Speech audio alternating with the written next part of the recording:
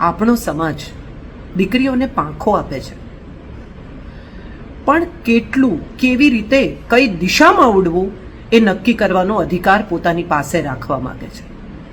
આવું શક્ય નથી, પોસિબલ જ નથી. પંખી પણ પોતાના બચ્ચાને એકવાર ઉડતા શીખવાડીને પછી એની દિશા, ગતિ કે મંઝિલ પણ નક્કી કરવાનો અધિકાર પોતાની પાસે રાખતું નથી. હા, હું કિંજલની વાત કરું છું. કિંજલનો વાંક એ નથી કે એણે બીજી જ્ઞાતના છોકરા સાથે લગ્ન કરવાનું નક્કી કર્યું.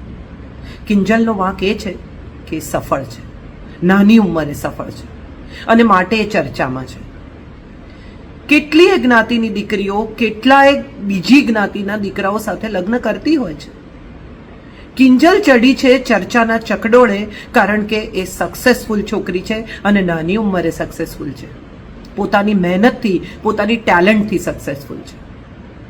દુનિયાની દરેક સફળ સ્ત્રી ક્યાંક ને ક્યાંક પોતાનો નાનકડો ટેક્સ ચૂકવવો જ પડે છે. હું પણ એનો હિસ્સો છું અને બીજી કેટલીય સ્ત્રીઓ હશે. એક સ્ત્રી સફળ થાય એટલે સમાજ એની સફળતામાં પોતાનો અધિકાર માંગે છે. એ જ્યારે સંઘર્ષ કરતી હોય, મહેનત કરતી હોય, આગળ આવવાનો પ્રયત્ન કરતી હોય ત્યારે એના સપોર્ટમાં કોઈ ઊભું નથી રહેતું, પણ સફળ થઈ જાય તો એના 100 હકદાર હોય છે. કિંજલે જે છોકરા સાથે લગ્ન કરવાનું નક્કી કર્યું, ધ્રુવિન શાહ, એક સમજદાર, પ્રેમાળ, સારો છોકરો,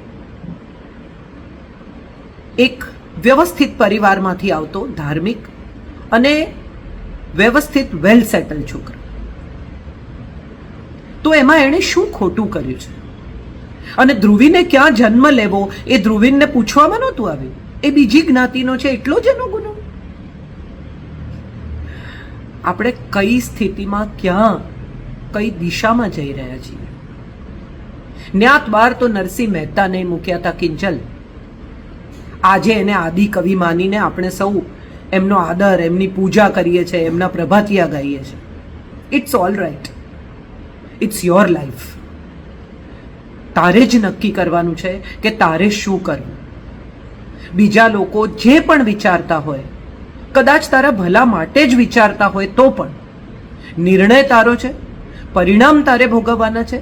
અને એક વાત નિશ્ચિત કરી લે કે તારું મન, તારો આત્મા, તારી ઈચ્છા અને તને જે યોગ્ય લાગે એ જ તારા જીવન માટે સત્ય છે.